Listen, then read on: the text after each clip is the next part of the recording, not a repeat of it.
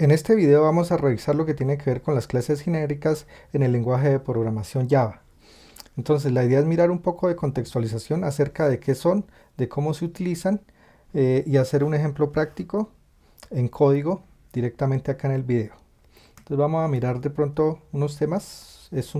Una presentación, una contextualización muy breve. Tiene que ver con las generalidades de los tipos parametrizados, también los tipos delimitados y el uso de los comodines cuando se utilizan como argumentos. Entonces, ¿qué podemos decir acerca de las clases genéricas? Digamos, una clase genérica recibe un parámetro que es tomado como un tipo de dato y que lo puedo utilizar pues como un atributo o como digamos un argumento de los métodos. Nos indica acá el texto, dice, proporciona la habilidad de crear clases, interfaces y métodos en los cuales los tipos de datos sobre los cuales operan son especificados como parámetros. O sea, se recibe como parámetro en la clase. Y pues siendo posible, por ejemplo, crear una clase que automáticamente funcione con diferentes tipos de datos. O sea, tipos de datos, un integer, un string, un double. Tener en cuenta es que ese tipo de dato que viene como parámetro debe ser un objeto. En Java entonces debe ser así, no se pueden utilizar tipos de datos primitivos, sino las clases que envuelven a los tipos de datos primitivos. Una clase, una interfaz o método que opere sobre un tipo parametrizado es llamado genérica. Entonces una clase genérica, una interfaz genérica o un método genérico. ¿Qué ventajas tenemos? Entonces proporcionan una seguridad flexible al código, mueven muchos errores comunes en tiempo de ejecución a tiempo de compilación. Esto es importante porque un error en tiempo de ejecución lo que hace es que va a abortar la ejecución del programa, va a lanzar una excepción y va a detener el programa, a menos que pues que la excepción se gestione, se atrape y se gestione. Entonces, hay muchos digamos, de esos errores que pasan de tiempo de ejecución a tiempo de compilación para detectarlos antes de la ejecución del programa. Proporcionan un código más limpio y fácil de escribir, reducen la necesidad de conversión de recopilaciones y se utilizan frecuentemente en la API Collection de Java.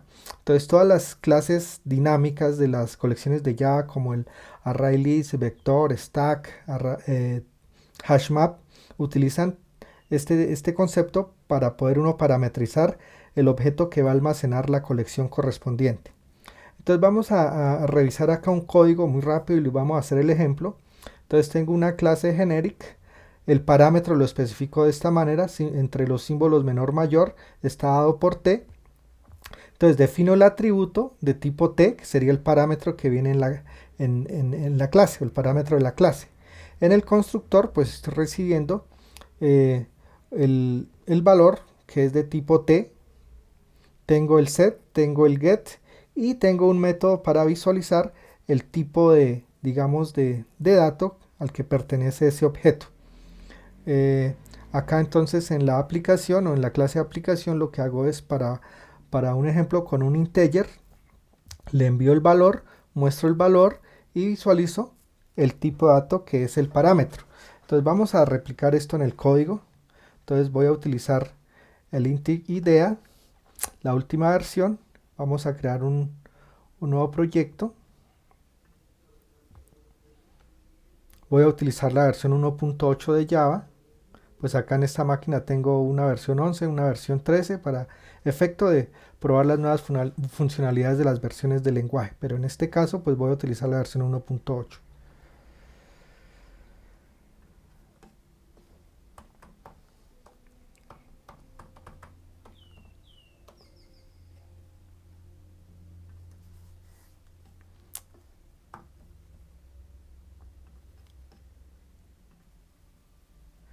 Bien, entonces acá vamos a crear un paquete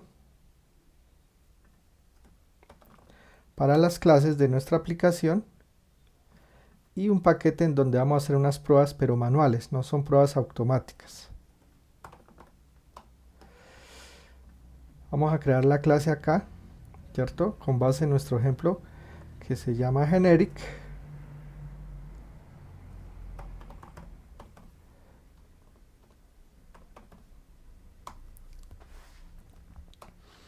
Y entonces vamos a parametrizarla de esta manera.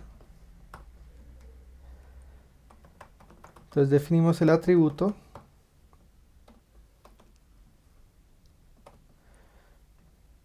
definimos el constructor,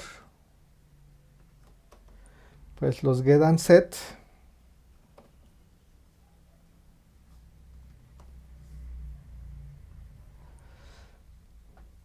Aquí por variar en el constructor voy a llamar el método set, que le envío lo que recibo en el constructor, y el método que me retorna un string que dice shop type, si no estoy mal. Entonces voy a retornar. Entonces nos dice que retorna el objeto getClass.getName. Eso sería nuestra clase. Ahora vamos a crear una clase de aplicación.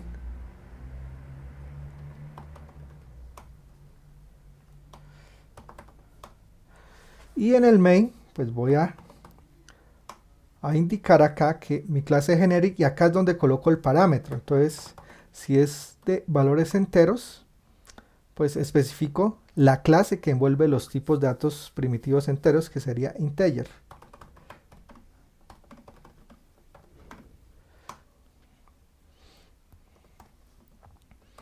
En este caso, fíjense que no es necesario colocarle acá el tipo de dato nuevamente, ya que él infiere el tipo de dato del momento en que se hizo la definición acá.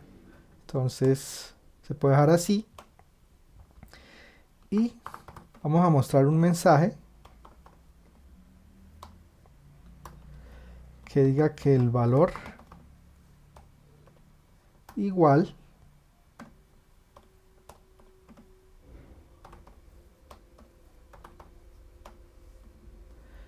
y un mensaje para el tipo de dato.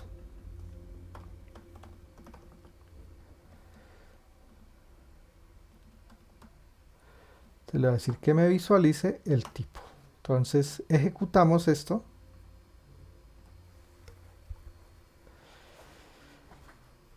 Y entonces observamos, me dice el valor es 69 y el tipo es un entero. Ahora supongamos que voy a decir que es ahora un string. Entonces voy a cambiar acá.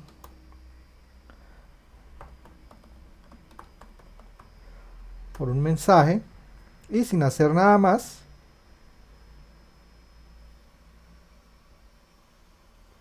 Entonces me dice que el valor es hello world y el tipo de dato ahora es un string. Ahora, por ejemplo, un double. Y en el valor vamos a enviarle el valor de la constante pi.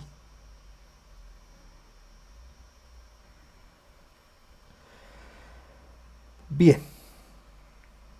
Continuemos ahora con la presentación. Entonces, en cuanto al identificador, se utilizó una T. Lo que les comentaba, no se aceptan tipos de datos primitivos, y dice que T no se usa de forma casual, sino por convención. Entonces, cuando es un tipo de dato debe usar la T, cuando es un elemento, entonces E, la K cuando es una key, un valor, y la V para el value o cuando es valor. Por ejemplo, en el hash map, si uno mira la forma en que se define un hash map, recibe dos parámetros. Uno está dado por key, que sería la clave, y por V, que sería el valor que se va a asignar para el hash map. Claro, uno puede cambiar la letra y todo, pero esto es como una convención que se debe pues usar para estandarizar el código. Ahora, acá tenemos otro ejemplo en el cual estoy utilizando tipos delimitados. Es decir, que uno puede delimitar o especificar, digamos, de qué tipo de datos voy a recibir el parámetro. En este caso, T dice que extend number, solamente puedo enviar valores numéricos. Entonces observemos que se define un arreglo de T, que se recibe el arreglo en el constructor, se asigna al atributo privado de la clase, y hay un método que me calcula el promedio. Ahora observemos que acá es necesario convertir ese valor a un valor double. Es necesario en este código hacerlo así, y este double value es, digamos, está en la clase number, por eso es necesario, digamos, delimitar que los tipos de datos que se reciban pertenezcan a number. Acá hay una descripción, digamos, de ese código. Dice: el código delimita que el tipo parametrizado únicamente debe ser un objeto que herede la clase number, permitiendo además el uso del método doValue. Si no se hace la delimitación, dice, se tendría la posibilidad de recibir como parámetro un string o un objeto de otra clase no numérico, y pues entonces no funcionaría el método doValue. Por lo tanto, pues este ejemplo funcionaría para enviarle parámetros de tipo dov, integer, short, o sea, un numeric. Entonces vamos a proceder acá en nuestro código, vamos a crear una nueva clase,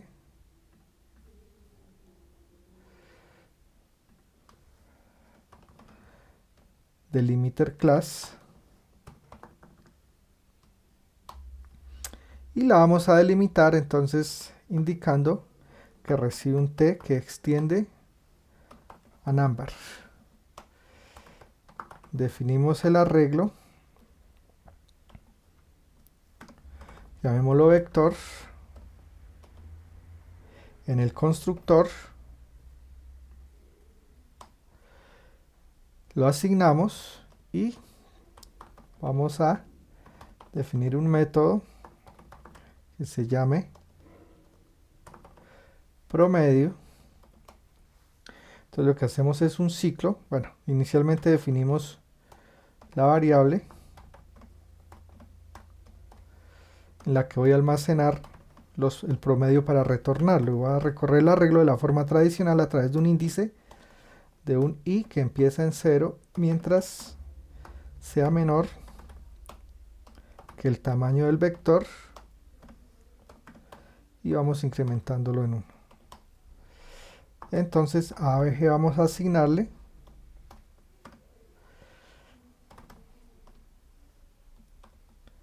el valor del elemento en la posición i, y acá entonces observemos que está el doValue y retornamos ABG.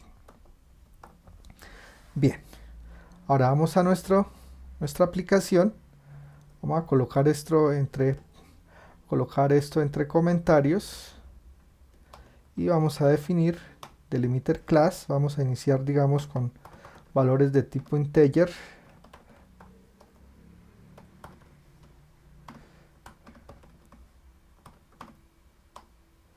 Y le enviamos el arreglo. Entonces,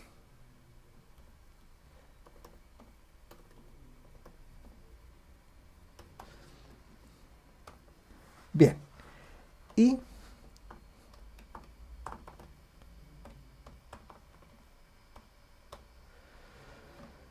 un mensaje que diga que el promedio es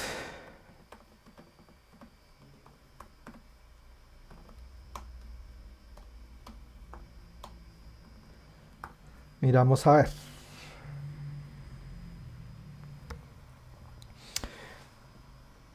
Bueno, pero entonces ahí lo que está haciendo es la sumatoria, ¿cierto? Entonces vamos a ir aquí al delimiter class, retorno el promedio dividido en el vector punto length. Entonces ahora sí tal vez vaya a darme el promedio. 24.25. Ahora, digamos que ya no quiero que sea entero, sino que sea doble.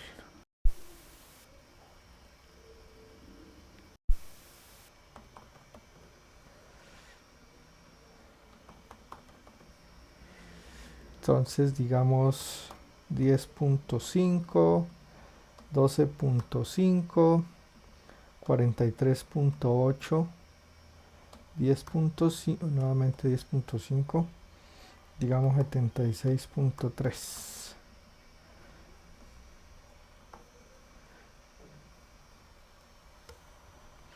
Y entonces nos calcula el promedio del arreglo.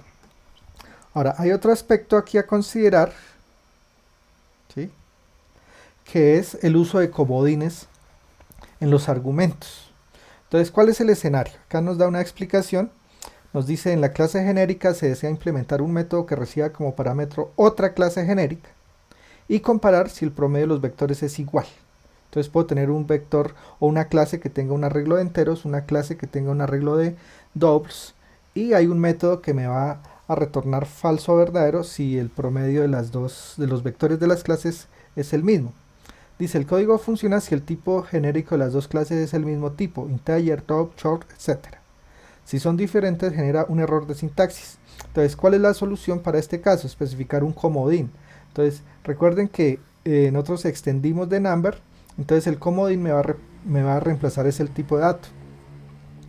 Entonces, la ilustración del código del método acá dice public boolean y same, que si es igual, y observemos que recibimos la clase, pero entonces aquí, si uno en el parámetro colocó double, pues acá pues sería necesario colocar double, pero si yo cambio a integer, pues tendría que ir al código de la clase a cambiar internamente, y ese no es el objetivo, porque estaría perdiendo la abstracción de la clase, sino que me debe funcionar sin tener que ir a cambiar el código en la clase. Entonces para eso estoy utilizando el comodín. En este caso estaría reemplazando a number, y lo que hace es que está llamando que si el promedio, digamos, del vector de una clase es igual al, digamos, al de la otra clase, que es ella misma. Entonces acá nos da, digamos, una instrucción de cómo hacer el ejemplo. Entonces vamos a proceder a codificar ese método en la clase delimiter class. Entonces vamos a hacer un public.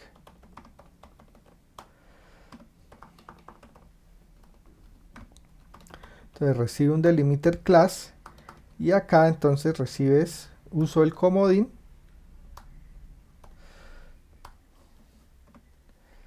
y pues aquí el código pues lo está llamando así, no importa.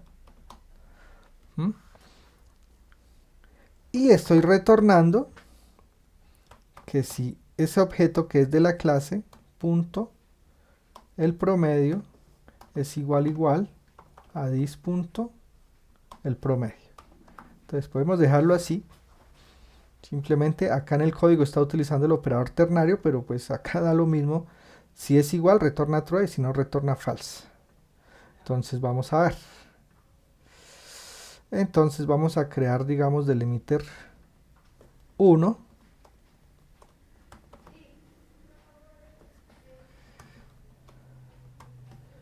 Y un delimiter 2.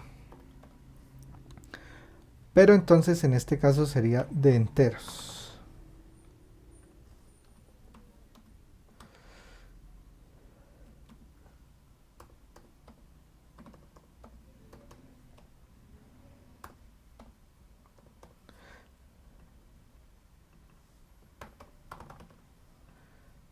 Listo. Y en este caso pues vamos a decir que simplemente vamos a mostrar el resultado de la llamada al método. ¿Sí? Entonces puede ser con delimiter 1 punto y same. Entonces debe retornar false, ¿cierto?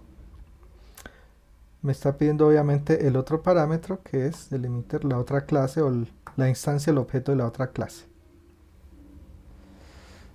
Entonces me está dando false porque los promedios no son iguales. Entonces vamos a cuadrar acá un promedio igual.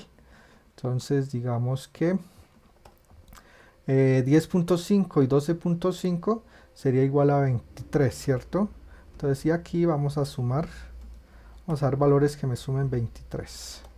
Entonces 6 y 8 van 14, y 7 van 21, y 2 23. Miremos a ver. Me volvió a dar false. 22, 23. Ah, claro, pues aquí está, digamos, está dividiendo en 2, y aquí está dividiendo en 4, entonces el promedio va a ser diferente. Entonces sería 10 y 13. En este caso, pues me indica que es el mismo promedio. Ahí está un ejemplo del uso de los comodines. Entonces acá lo que está reemplazando este comodín es que sea number. Porque si no, tendría que, si lo defino de enteros, venir acá a decir integer, y si no, venir a decir doble. Y estaría perdiendo, como les comentaba, el concepto de abstracción de la programación orientada a objetos. En vez de eso, lo que hago es definir el comodín. Esto sería entonces, digamos, como el primer video de lo que tiene que ver con clases genéricas. En el siguiente ejemplo, en el siguiente video, lo que vamos a hacer es ya un ejemplo aplicando clases genéricas para la gestión de unos objetos. Entonces nos vemos en el próximo video.